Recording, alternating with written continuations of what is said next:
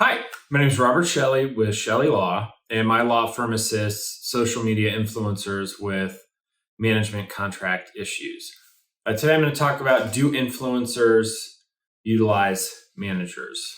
There are some, I think, clear distinctions that need to be made between a manager and an agent, and then an influencer and an actor. An actor generally has both an agent and a manager. Agents in California, where almost all actors are members of the guild, have a cap on how much, the percentage of commission they can take from their clients, which is 10%. Whereas managers aren't capped and can take more than that, and some do.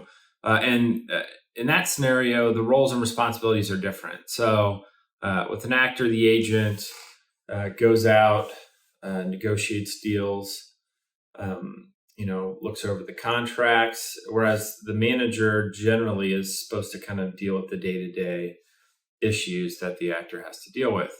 Almost like a life coach in some ways. With an influencer, the lines between the two are blurred, and none of the laws, at least not right now, apply to any, at least at the time of this video, don't apply to any of them. So I find that influencers kind of look at a manager and an agent as kind of the same thing, simply because there's not really any laws dictating the cap on percentages for them, whether they have to be a member of an agency or anything like that. Now, that's not to say that influencers don't have agents. Some of them do. The ones who have official agents generally are looking to maybe move into, TV, movies, that type of thing. Whereas if you're just, your standard social media influencer, a manager can do the activities needed. And so what are those activities? Well, normally when an influencer hires a manager or a management company, that management company will go out, look for sponsorship opportunities for the influencer. We'll bring them back. If the influencer is interested, then they'll negotiate a deal. A contract will be drawn up. The manager should go over the contract with the influencer, and then kind of just facilitating the business side of things for the influencer. They're also a good shield.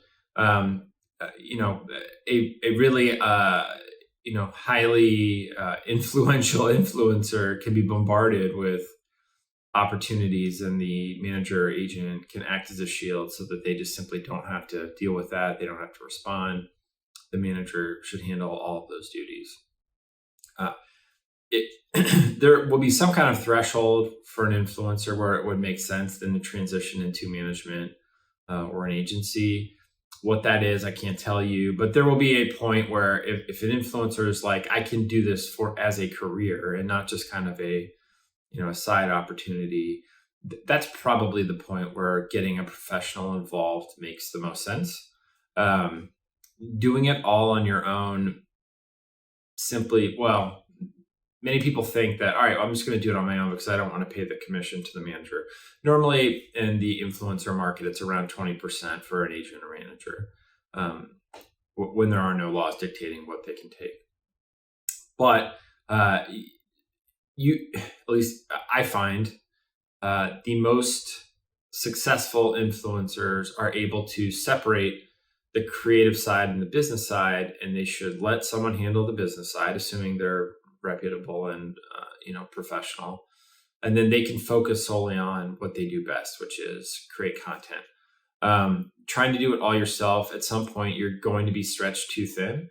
And then one of the other main benefits of a reputable agent or manager is that they're going to have contacts in the industry that the influencer simply doesn't have. Contacts with the different brands, knowing where to avoid, knowing which brands are great to work with. As an influencer, especially at the beginning, you have no idea about any of that.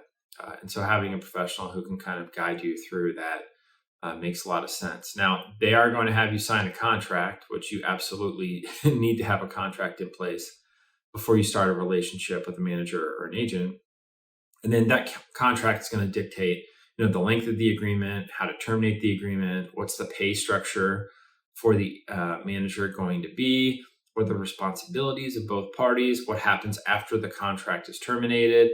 If you don't have a contract with a manager, if it's just a handshake or a verbal agreement, I can promise you there's going to be some disputes down the road, and having a contract in place that details all of the responsibilities of both parties is essential. So anyway, so do influencers have managers? Yes, many of them do. And many of the most successful absolutely do. If you have any questions about your management contract, you can always call my law firm at the phone number listed below in the description, or you can reach us through our website, chellelaw.com. If you thought this video is helpful, subscribe to the channel. We release videos every single day. All right, appreciate it. Take care. Bye.